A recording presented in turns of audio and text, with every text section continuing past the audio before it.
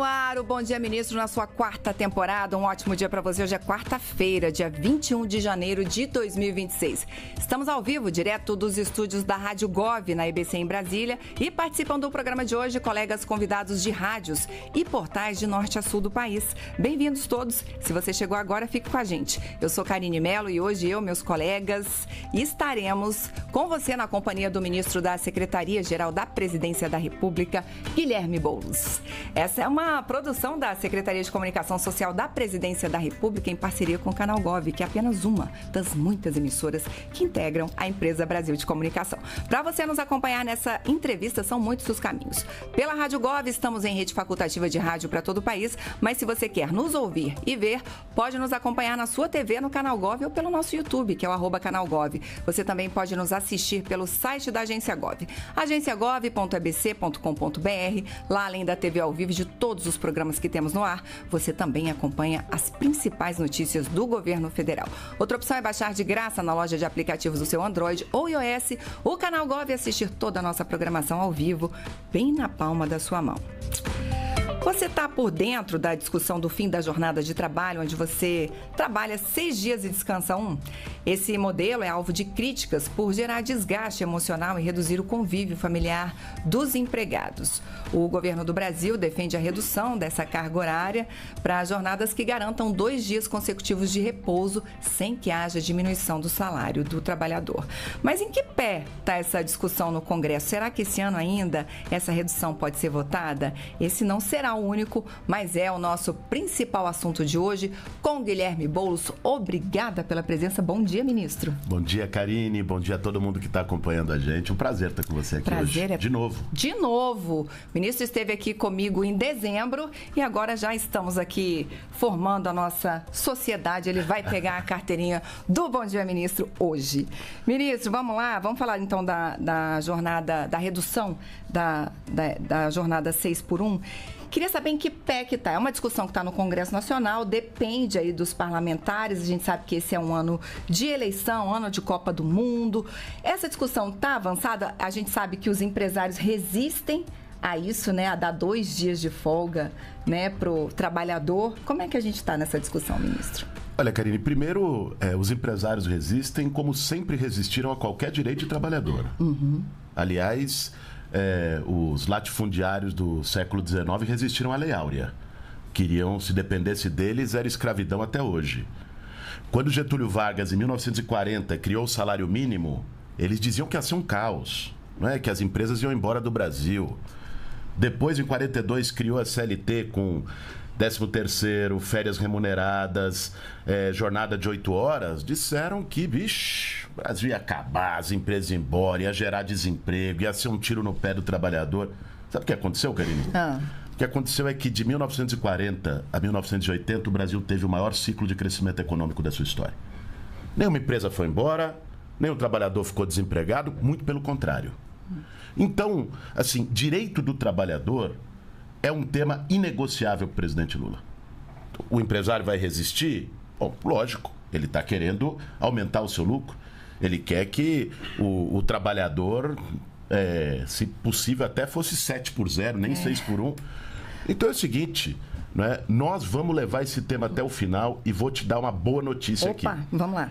Está avançando muito bem o diálogo com os setores do Congresso. Eu tive com o presidente da Câmara, Hugo Mota, semana passada, junto com o ministro Marinho, fizemos uma conversa com ele, tanto sobre o fim da 6x1, quanto sobre o trabalho para os aplicativos, que nós queremos também garantir direitos, dignidade para os trabalhadores que estão em cima de uma moto entregando comida, para o trabalhador que está o dia todo num volante fazendo transporte de Uber. Mas no caso da 6x1 em particular, há um avanço na discussão para que a gente vote ainda esse semestre o fim da escala 6x1 e consiga dar essa resposta para os trabalhadores. E, aliás, exemplo começa em casa. Lá no Palácio do Planalto, a Secretaria-Geral da Presidência da República fica no Palácio, né, num diálogo, e por determinação do presidente Lula, já no fim do ano passado, nós acabamos com a 6x1 no Palácio, né, todos os trabalhadores terceirizados que trabalhavam na limpeza, no cafezinho, né, na copa, todos esses trabalhadores, se reorganizou a jornada para que não se faça 6 por 1. Então, esse exemplo começou em casa e agora nós queremos que ele se estenda para todo o Brasil.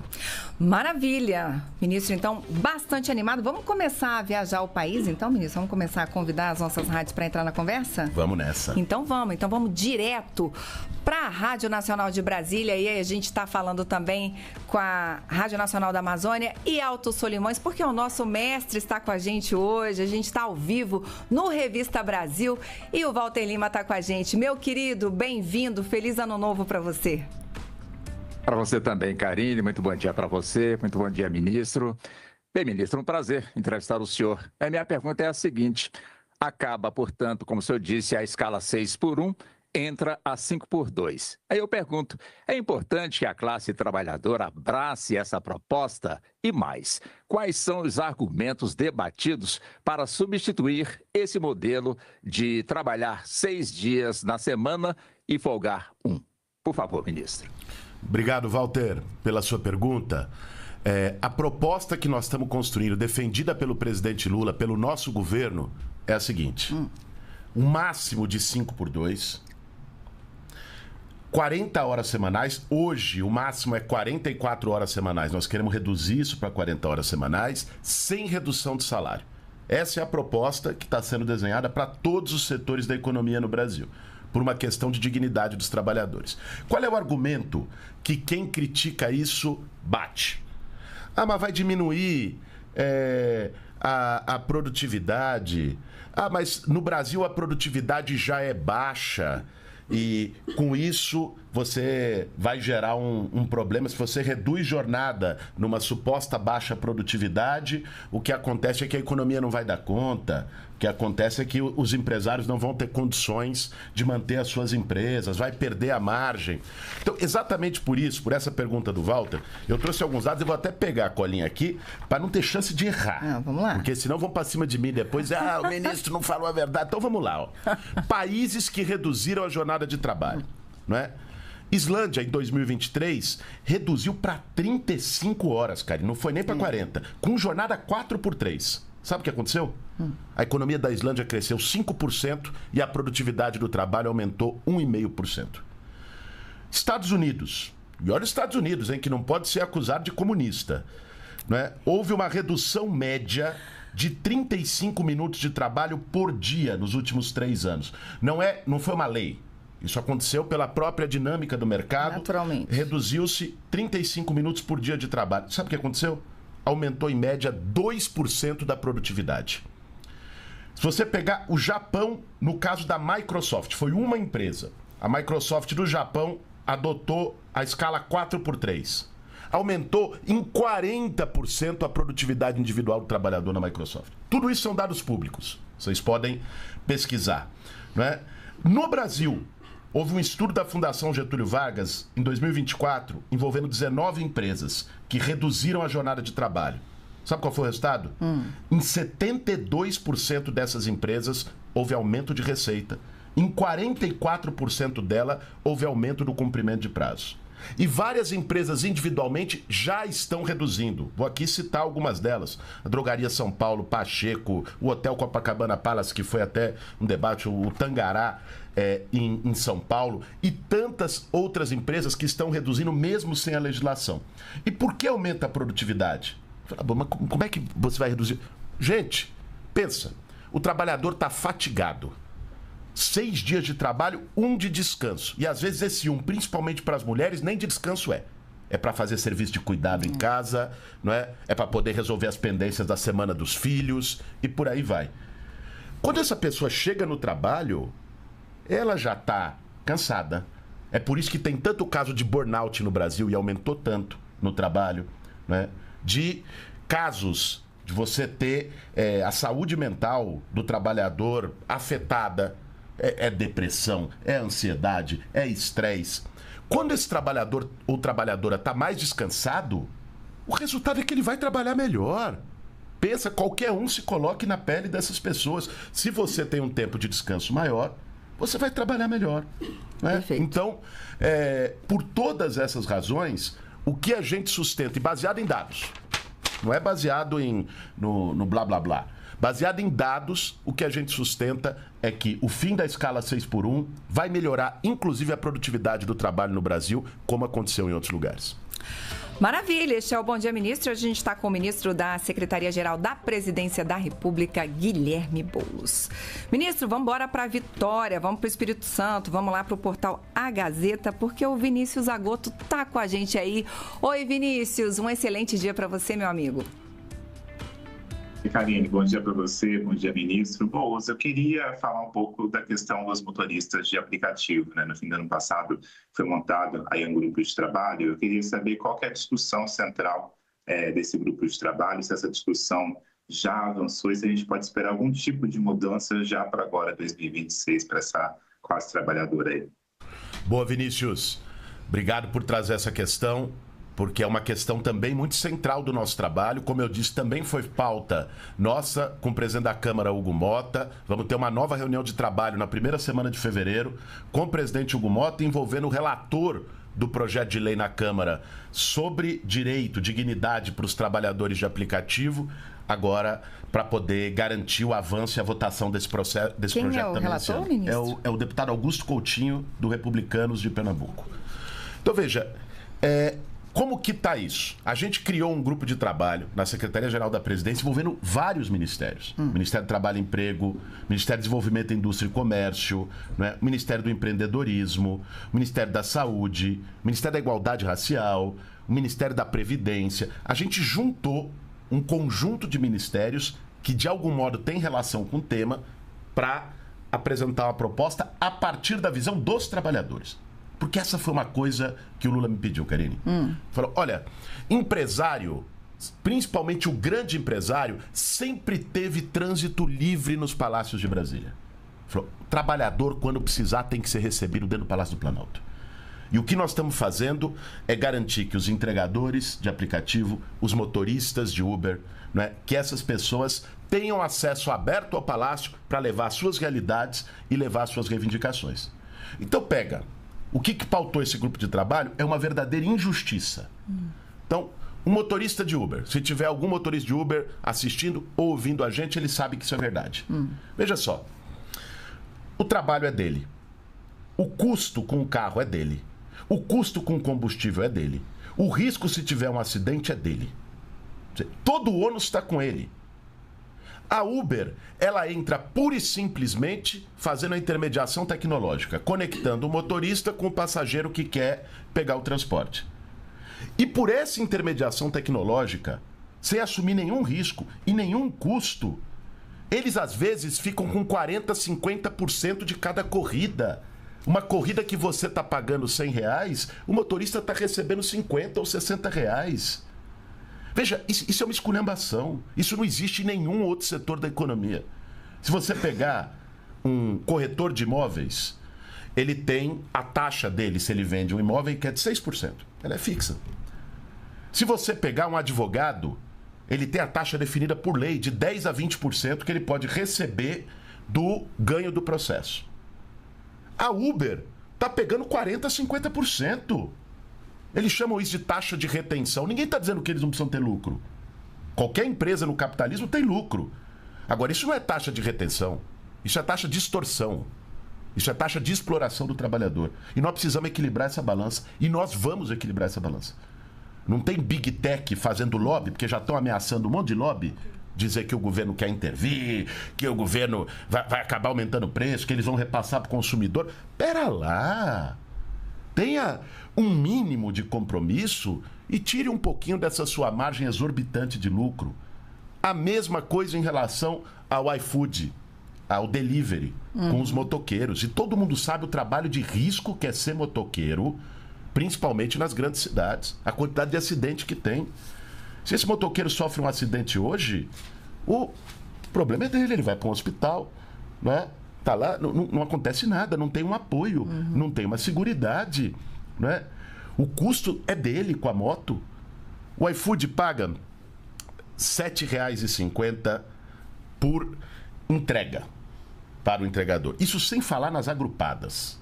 Eu não vou entrar nesse detalhe aqui, mas que eles acabam pagando até menos no fim do dia, né? Porque, por exemplo, se você pede um sanduíche aqui, Karine, alguém aqui no prédio do lado da EBC pede uma pizza e alguém no prédio do outro lado, né, pede uma refeição, o que o algoritmo do iFood faz? Manda o mesmo entregador para os três e ele vai receber os R$ 7,50 na primeira entrega para você, mas nas outras entregas, que eles chamam de agrupadas, ele vai receber R$ 2,50. Sendo que as 3 pessoas pagaram taxa de entrega integral.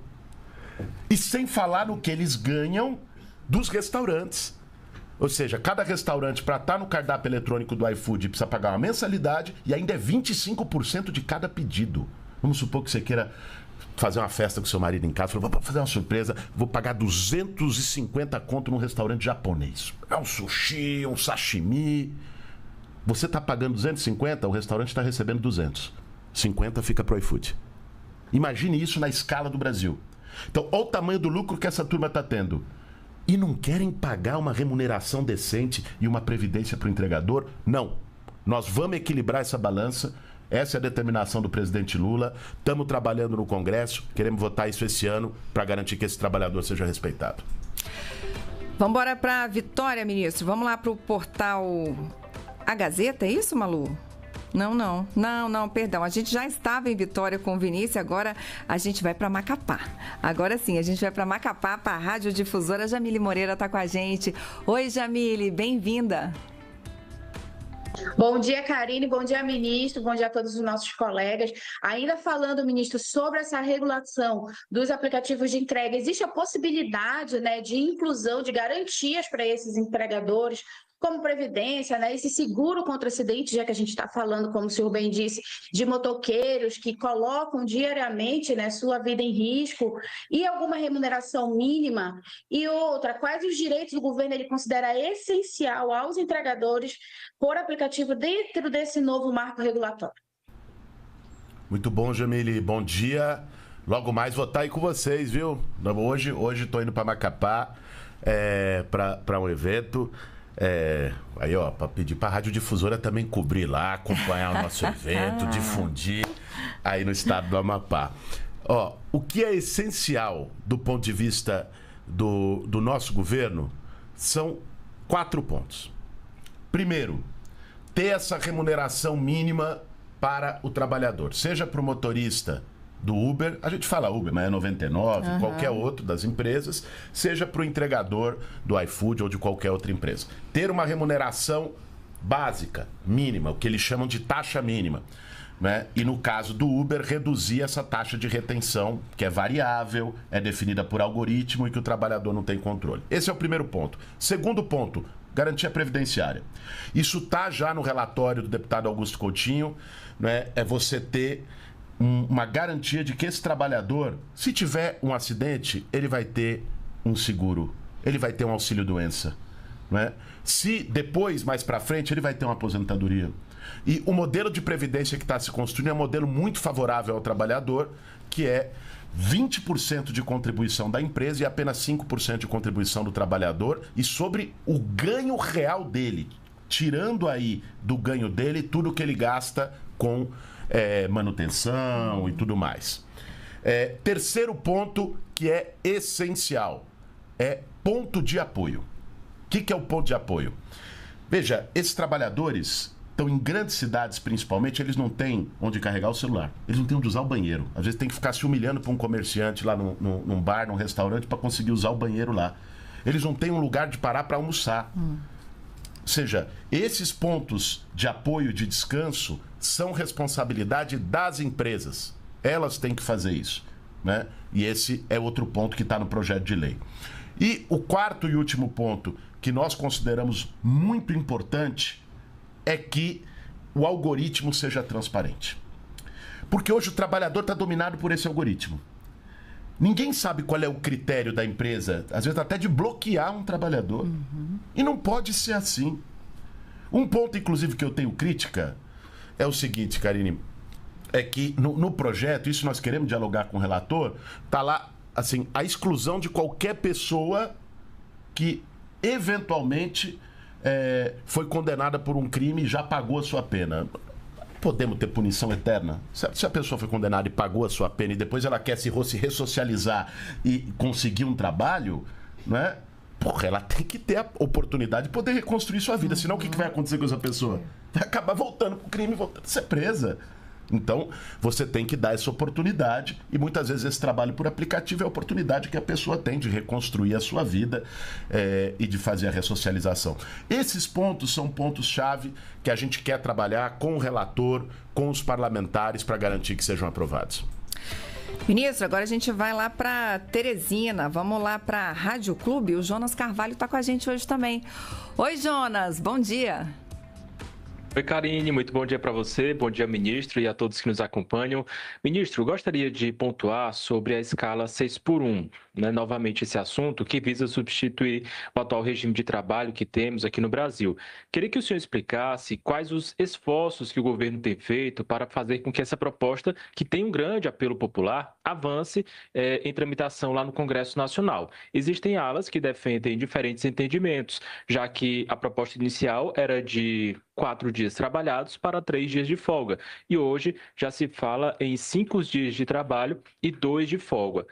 Qual seria, de fato, a margem limite aceitável pelo governo de dias de folga e também os dias trabalhados? E como é que o governo tem se articulado dentro do Congresso para conseguir que essa pauta avance até mesmo dentro do grupo de oposição? Jonas, veja só, nós temos que construir um processo de transição. Aprovar um máximo de 5x2, ou seja, acabar com a escala 6x1, já é bastante difícil com o Congresso Nacional que a gente tem. Se a gente chega com a 4x3 de cara, não é? Dificilmente a gente teria condições sequer de pautar o debate no Congresso Nacional. Por isso, o que o governo tem trabalhado é a perspectiva de um máximo de 5x2. As conquistas dos trabalhadores são assim. Elas vão indo, não é, passo a passo, porque elas têm muita resistência. O que aparece de privilegiado para gritar e fazer trabalho contra quando se tem o avanço de uma conquista dos trabalhadores é uma coisa impressionante. É uma coisa impressionante, né? Parece que o mundo vai acabar, porque o poder de lobby, o poder de fogo dos grandes empresários, de quem ganha com exploração do trabalhador, é gigantesco nesse país. Porque tem muita grana. É muita gente herdeira. Muita gente que fica defendendo escala 6x1 para os outros, mas tá lá no jantar com caviar e champanhe. Muita gente que fica dizendo tem que trabalhar, mas nunca trabalhou na vida. Nunca trabalhou na vida, é herdeiro. Então, assim, e o debate que nós temos que fazer é o seguinte, nós temos que limpar campo nisso. Porque é o seguinte, veja, uma coisa é você trabalhar para poder viver. Todo mundo precisa. Só bilionário herdeiro que não precisa. Todo mundo precisa. Outra coisa é você viver para trabalhar. É você não ter tempo para nada. Você não ter tempo para ficar com a sua família, para cuidar dos seus filhos, para fazer inclusive um curso de profissionalização, de qualificação, que vai aumentar a sua produtividade como trabalhador. Eu vejo muito empresário falando, mas a produtividade é baixa. Eu tenho feito discussão com eles, inclusive. Mas a produtividade é baixa no Brasil. Meu amigo, se a produtividade é baixa e você não quer deixar um tempo para o trabalhador fazer um curso de qualificação, como é que vai aumentar a produtividade? Na escala 6x1, você acha que vai aumentar a produtividade? E, aliás, uma parte importante de uma produtividade menor que a média no Brasil não é responsabilidade do trabalhador. É responsabilidade, inclusive, do setor privado que não investe em inovação e tecnologia. Quase todo o investimento em inovação, tecnologia, pesquisa no Brasil é do setor público. O setor privado brasileiro é um dos que menos investe proporcionalmente aos países no mesmo patamar que o Brasil. Então tem alguma coisa errada. Precisa começar a compartilhar essa conta. Então, o nosso debate parte da perspectiva do máximo de 5x2. É o máximo, né? Do máximo de 40 horas semanais, sem redução de salário e construindo transições. Ninguém aqui quer quebrar nenhum setor da economia. O que a gente quer é garantir dignidade para o trabalhador. O governo do presidente Lula tem lado. O Lula foi eleito por 60 milhões de brasileiros, em sua maioria trabalhadores. O Lula sempre teve um posicionamento e a orientação que ele nos dá como ministro do seu governo, é essa. Né? Nós temos que olhar para todo mundo, fazer política para toda a população, mas nós temos um lado. É o lado do trabalhador, é o lado do povo brasileiro, da maioria desse povo, e o fim da escala 6x1 está dentro desse contexto. Maravilha, ministro. Eu estava lembrando aqui, a gente há pouco falava com a Jamile Moreira lá em Macapá, e aí você estava até falando, estava dizendo que amanhã vai estar em Macapá, e acabei que eu não te perguntei o que você vai fazer lá, já que você falou, vai lá, Jamile, vai cobrir lá, o que você vai fazer lá? Pô, nós vamos ter um evento lá que é do Governo do Brasil na Rua, Karine. Então, a Jamile deve estar ouvindo a gente aí, Jamile? Com certeza. Então é o seguinte, como é que vai ser isso? O Governo do Brasil na Rua é um programa que nós criamos na Secretaria-Geral da Presidência da República para levar o governo até o povo. Porque uma coisa é você... Os serviços do governo. Os serviços, as políticas públicas do Maravilha. governo. Então, por exemplo, nós reunimos 11 ministérios. O que vai ter lá amanhã, lá em Macapá? Né? Vai estar lá, por exemplo, a carreta da Caixa Econômica Federal fazer inscrição no Reforma Casa Brasil. Então, a pessoa que quiser, vou ver se eu consigo pegar o crédito de até 30 mil reais para reformar minha casa. Legal. Né? Então, é um programa que o Lula criou, vai estar lá. Vai estar lá também o MEC, a tenda do MEC lá, inscrevendo quem não está no pé de meia e tem direito a estar. Vai estar lá também o Ministério da Saúde com agora tem especialistas. E com unidade odontológica móvel. Vai estar lá também o Ministério das Mulheres com a tenda Lilás, para atender mulheres vítimas de violência, orientar, falar dos programas que existem em relação a isso. Vai estar lá até o Simpatinhas. Que é? O Simpatinhas, gente, é uma coisa extraordinária. O Simpatinhas é um programa também criado nesse governo do Lula, que faz a chipagem de cão e gato para poder ter essa identificação, para evitar tráfico de animais, para poder fazer esse encontro, e ainda tem veterinário para fazer a vacinação, né, para fazer o atendimento. Então é um programa muito legal que foi criado, está fazendo um sucesso no Governo do Brasil na Rua, que você nem sabe. Imagina. Karine, chegou uma senhora aqui no do Sol Nascente que nós fizemos, com 15 gatos numa caixa lá para fazer a chipagem lá no Governo do Brasil na Rua. É extraordinário. Vai estar amanhã em Macapá. Essa é a Feira da Cidadania. Então, vai reunir muita gente. Tem também INSS fazendo perícia, atendendo as pessoas que estão com problema em benefício. Ou seja, são 11 ministérios, não vou lembrar de todos aqui, com vários serviços. Nós estamos fazendo em parceria com o governador Clécio, né, do Amapá. Vai ser extraordinário, a gente espera milhares de pessoas amanhã em Macapá para a Feira da Cidadania, para poder apresentar, levar os programas do governo Lula na ponta, no território. Sabe onde vai acontecer? Na periferia de Macapá. É no território popular, com o pé no barro. Porque o governo... As pessoas olham o governo, parece uma coisa distante, né? Tá lá o palácio em Brasília, não sei o quê. Mas o governo é o instrumento que nós temos para realizar a política pública e melhorar a vida do povo. E por isso ele tem que estar onde o povo está. E é isso que o Lula orientou e é isso que nós estamos fazendo no Governo do Brasil na Rua. Maravilha. Então, alô Macapá. Amanhã o ministro Boulos está aí, então, com o governo na rua. Vamos embora, ministro. Agora a gente vai lá para Campo Grande. Vamos lá para Mato Grosso do Sul. A Rádio Massa está com a gente também. A minha quase xará, Karina Anunciato. Um ótimo dia para você. Bem-vinda, minha querida. Tá fechado seu microfone, Karina? Prontinho, agora sim. Bom dia, Karine. Bom dia, Xará. Bom dia a todo mundo. Então, ministro, quero falar um pouquinho da nossa realidade aqui em Mato Grosso do Sul. O Estado ele vive um momento bastante expressivo em relação ao pleno emprego com a chegada de novas indústrias aqui a Mato Grosso do Sul, especialmente no setor da celulose, região de Três Lagoas. Dados do IBGE mostram que quase metade dos jovens aqui no estado com idade entre 15 e 29 anos trabalham e não estudam.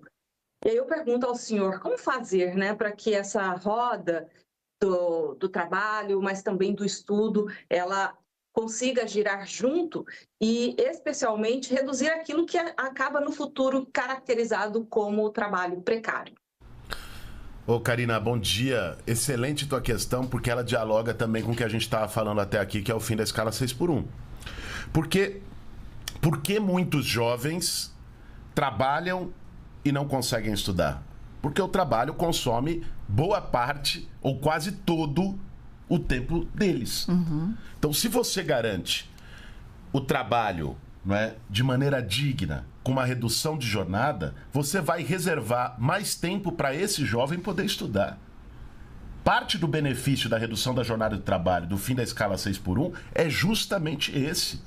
É você garantir um tempo para que, por exemplo, esse trabalhador, com uma escala menor, com uma jornada menor, possa fazer um EJA à noite.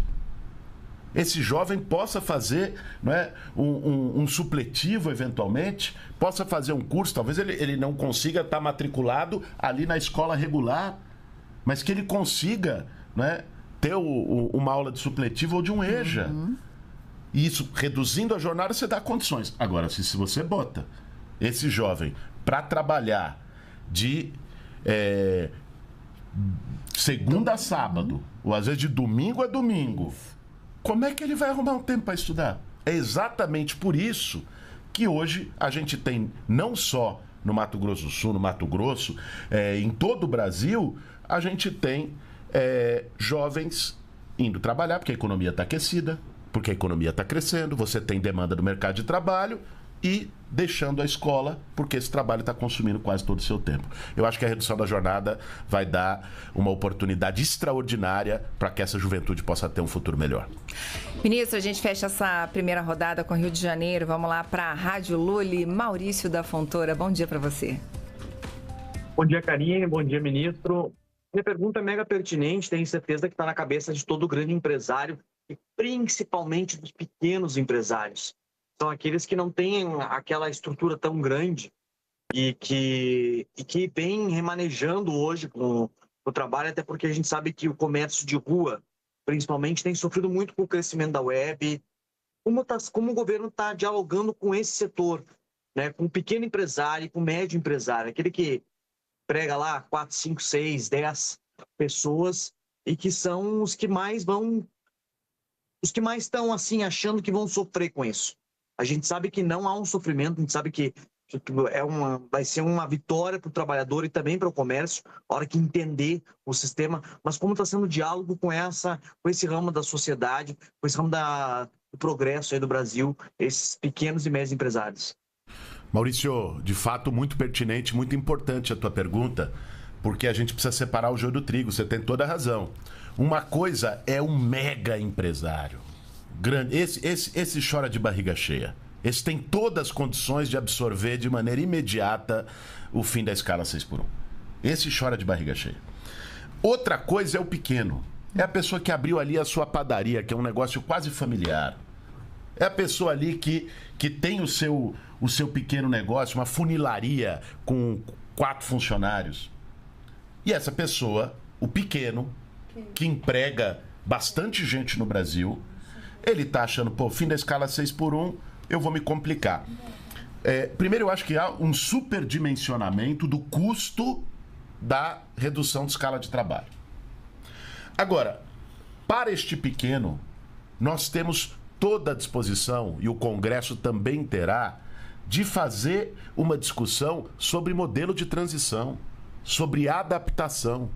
É lógico que o governo do Lula não quer que nenhum negócio, e que muitas vezes esses pequenos negócios estão endividados por essa taxa de juro escorchante, de agiotagem que a gente tem no Brasil.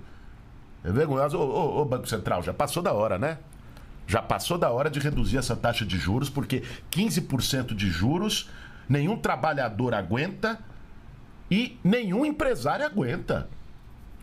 Como é que você vai aumentar investimento com 15% de juros? Onde é que você vai arrumar capital de giro com esse custo do dinheiro? Você não tem o menor cabimento. Então, parte do problema que vai aliviar os pequenos, os médios e, nesse caso, até os grandes empresários no Brasil é a redução da taxa de juros escorchante, injustificável, de agiotagem que a gente tem no Brasil. Não tem o que justifique juro de Selic a 15% ao ano no Brasil. Me desculpe. Pode vir qualquer economista liberal aqui com seu papinho. Não tem o que justifique. O risco país... O risco país, Karine, ele, no Brasil, ele é bem menor, por exemplo, que o da Colômbia ou da Argentina. E o juro do Brasil está mais alto. Como assim? que você... Quer dizer, isso só interessa para banqueiro agiota. Isso não interessa para o povo, isso sufoca o povo. Quem está vendo, ouvindo a gente sabe quando tem que pagar o juro do rotativo do cartão, quando tem que pagar o juro do cheque especial, quando vai fazer um crediário, até no consignado, que é um ganho garantido praticamente, porque ali na folha. E o juro do consignado é um escândalo no Brasil. Então, para o empresário que vai investir, também é um problema muito grande. Por isso, o Banco Central, o meu querido Galípolo, vamos baixar essa taxa de juros aí, meu caro. Tá certo, aí dando recados lá para o Banco Central. Ministro, quero falar um pouquinho, já que a gente falou em finanças, juros, vamos falar de dinheiro? Quero falar um pouco do orçamento do povo. Né? Quero saber o que é isso, o que é o orçamento do povo e como é que isso está sendo feito.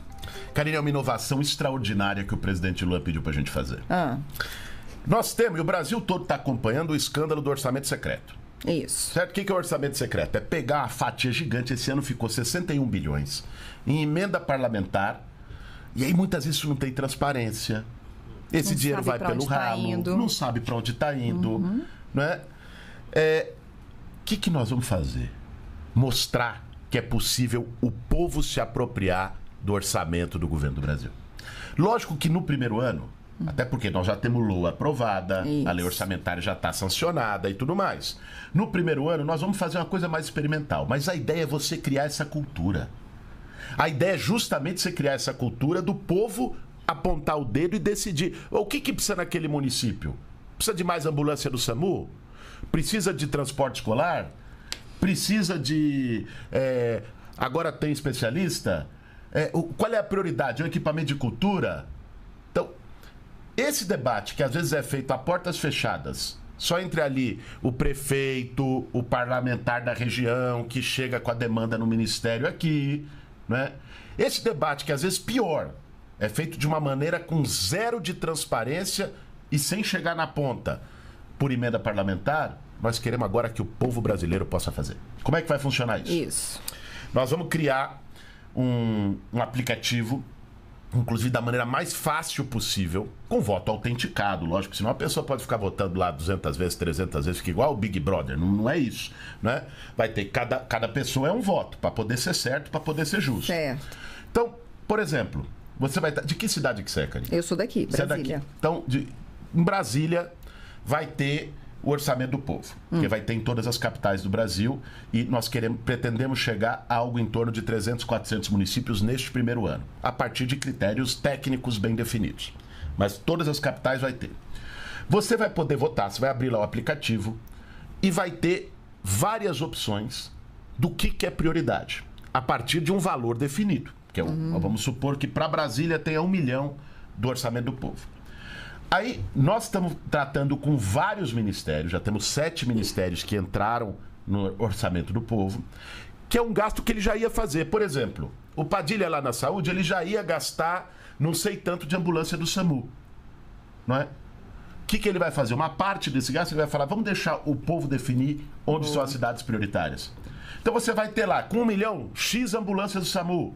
Ou você vai poder escolher tantas praças com Wi-Fi, que é um projeto do Ministério da Comunicação. Ou você vai poder escolher tantas salas de aula com ar-condicionado, que é um projeto de climatização das escolas do MEC. Ou você vai poder escolher tantos Move-Céus, que é um projeto do Ministério da Cultura de levar a cultura itinerante para as comunidades. Você vai votar. A mais votada por todas as pessoas, isso vai chegar, vai ser divulgado amplamente, é o que vai entregar. E você vai ser chamada, todo mundo que votou no dia da entrega, para ter a transparência de que aquele que ganhou é o que vai ser entregue. E qual é a plataforma? Nós estamos ajustando isso. Provavelmente, a princípio, vai estar, óbvio, no Brasil Participativo, que é essa plataforma. Mas sabe o que nós estamos fazendo? Nós estamos discutindo uma inovação para a pessoa poder também votar através do próprio WhatsApp. Então, que é por autenticação. Por quê? Porque na plataforma, se a pessoa tem dificuldade de entrar, não lembra o número do GovBR, não lembra o número do seu Gov. É aquela história. Aliás, gente, todo mundo faça o Gov, isso é muito importante para integrar suas políticas públicas. Mas tem gente que não tem. Aí, você poder votar no Zap através de uma autenticação para poder garantir a segurança digital, a legitimidade, a lisura da votação, é muito bom. Nós vamos chegar em muito mais gente. A pessoa aqui do DF que vai, junto com você, ajudar a decidir, ela pode estar lá em Ceilândia, ela pode estar lá em São Sebastião, às vezes com um sinal ruim, mas lá no Zap vai funcionar.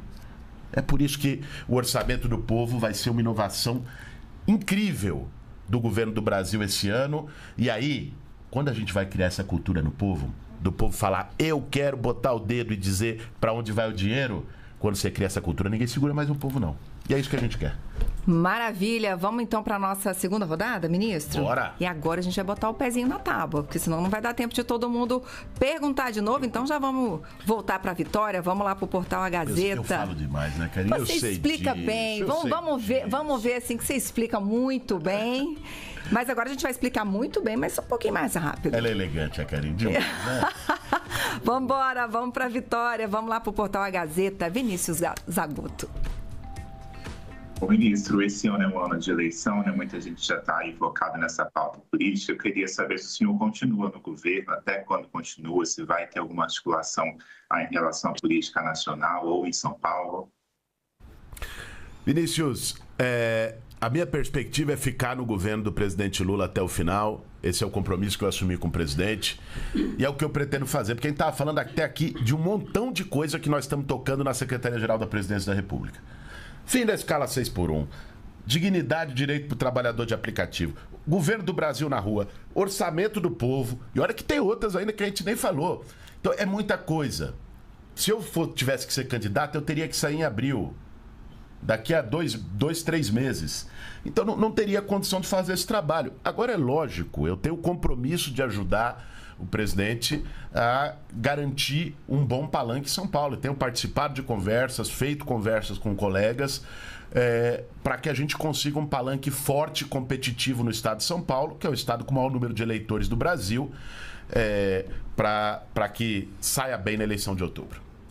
De volta a Macapá, radiodifusora Jamile Moreira. Então, ministro, para a gente fazer esse fechamento, né, falando já nessa visão de futuro, todas essas propostas que o senhor falou, elas dialogam muito com um novo modelo de desenvolvimento para o Brasil. O que o senhor tem a falar desse novo modelo? Jamile, obrigado por levantar essa questão, porque eu acho que esse é um debate que nós temos que fazer como brasileiros.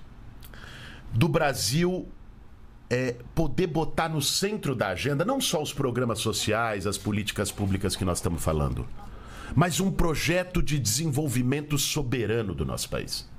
Pega um tema que está muito comum por causa dessa ofensiva do Trump, que é a história das terras raras.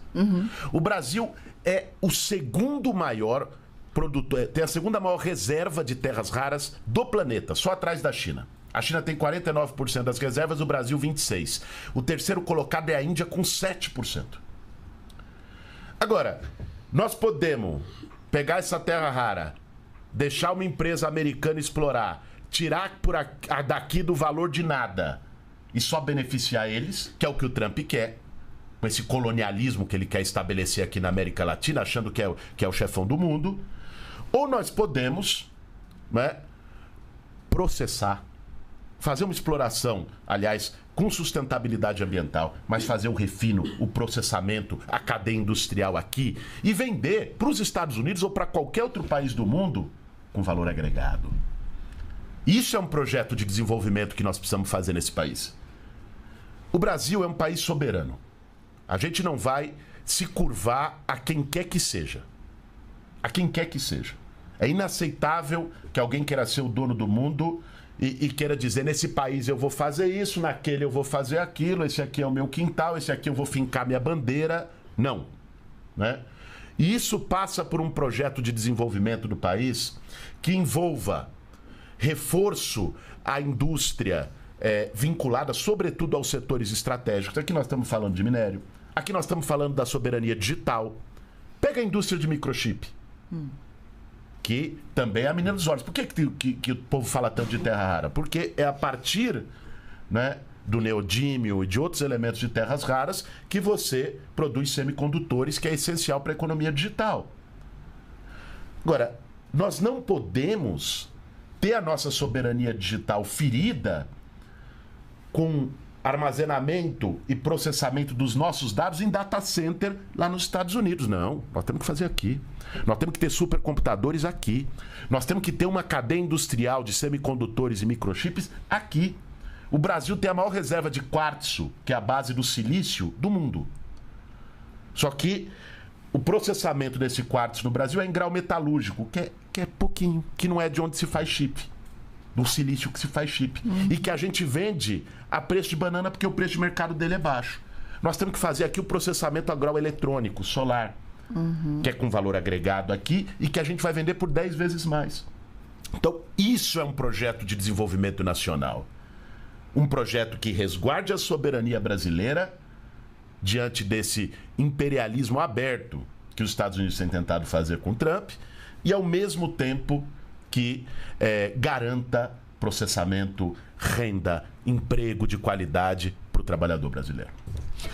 Ministro, vamos voltar lá para Campo Grande, vamos para a Rádio Massa, Karina Anunciato. Bom, mais uma vez, bom dia, ministro. Falando agora sobre o fim da escala 6x1, né? O senhor acredita que o fim dessa escala ela pode contribuir para o aumento da informalidade e, inclusive, colapsar o INSS? Karina, muito pelo contrário, né? O fim da escala 6x1 vai aumentar a formalização do trabalho. Por que você ouve muita gente dizendo que não quer CLT? Isso virou meio um mantra, dizer, os jovens não querem mais CLT. Tem muita gente que fala isso mesmo. Por quê? Porque o emprego com CLT virou sinônimo de escala 6x1 a baixa remuneração. Aí o jovem olha aquilo e fala, eu vou trabalhar no comércio para ficar com 6x1 para receber um salário mínimo? Eu não, eu vou para a informalidade. Ou eu vou virar microempreendedor. E é exatamente a informalidade e a pejotização que está criando um problema e um rombo para o futuro da Previdência. Porque na informalidade não tem contribuição previdenciária nem do trabalhador nem do empresário. E na pejotização, que é um outro problema que está no Supremo Tribunal Federal, né? O que é a pejotização? Isso. É te contratar como MEI. Você aqui é trabalhadora da EBC. Vai falar, não, vamos te contratar como MEI? Qual é o resultado disso, da pejotização, gente? O resultado é que no MEI você paga para a Previdência um negocinho e a empresa não paga nada. Acaba a contribuição patronal para a Previdência, que é maior. Isso falha a Previdência. É a pejotização. O que leva à informalidade é quando o emprego formal com carteira assinada não se torna atraente para o trabalhador porque ele está precarizado. Quando a gente acabar com a 6x1, botar o máximo de 5x2, sem redução de salário, você vai criar um ambiente muito mais favorável à formalização e, portanto, mantendo a contribuição empresarial para a Previdência e permitindo que a geração futura possa ter acesso à aposentadoria. Vamos correr, ministro. Vamos voltar para o Rio de Janeiro. Rádio Lully, Maurício da Fontoura. Ministro, uma pergunta bem pertinente, junto ao que você já falou sobre... Sabe, quando você falou, me arrepiei todo, porque é uma das coisas que eu mais defendo desde o princípio do governo Lula, em 2003, e na continuação agora, nesse terceiro mandato dele, que é o orçamento participativo, que é o povo votando aonde quer que o seu dinheiro seja investido. Isso é sensacional. Eu quero saber aonde o governo vai começar a trabalhar também, a explicar para o povo a importância disso. Porque isso é fundamental. Sei que você já falou sobre, estão montando uma estrutura, né? Mas eu quero saber o fundamento, porque o momento que o povo souber e começar a votar onde o seu dinheiro vai, aí é aquilo que o senhor já disse, aí a gente ninguém segura mais o povo, né? Então é mais ou menos essa a minha pergunta. Boa, Maurício. Vou dar um spoiler aqui a partir da tua pergunta. Nós vamos lançar o Orçamento do Povo já no mês de fevereiro. Opa. E aí, a partir disso, a gente vai criar todo um plano de divulgação para que o povo possa saber como votar, se a sua cidade está incluída ou não no critério, quais as opções que ele tem na sua cidade para poder votar. Então, a partir de fevereiro, nós vamos ter novidade nisso. E eu vou fazer questão, depois vou pedir aqui para a equipe de pegar o seu zap e mandar em primeira mão para você no zap, não é? Quando sair em fevereiro o orçamento do povo. Excelente, ministro. Fechamos o nosso giro com as rádios, mas eu tenho algumas questões aqui ainda para a gente tratar. A gente tem uns minutinhos, pouquinhos, mas vai dar tempo. Queria que você falasse um pouquinho para mim sobre essa discussão sobre a remuneração no Brasil. Há pouco o senhor dizia, as pessoas não querem ser, tem gente que fala que não quer ser CLT. Isso passa muito pela baixa remuneração que as empresas pagam. O ministro Marinho esteve aqui, é nosso sócio também do Bom Dia Ministro, a gente sempre fala sobre isso, sobre a valorização. Por que o Brasil paga tão mal, né? Por que a gente tem salários tão baixos, né? E as pessoas ficam desestimuladas, como a gente estava falando agora há pouco, né? Queria que você me desse um pouco da sua impressão disso. Veja só, Karine, o que a gente tem, de um lado, são problemas de produtividade na economia. Que nós vamos resolver o gargalo de produtividade na economia dando mais tempo para que o trabalhador possa se formar, se qualificar mais, para poder ser mais produtivo enquanto trabalhador, mas, sobretudo, né, criando condições para que você tenha um investimento maior, tanto público quanto privado, em pesquisa e desenvolvimento e inovação, né?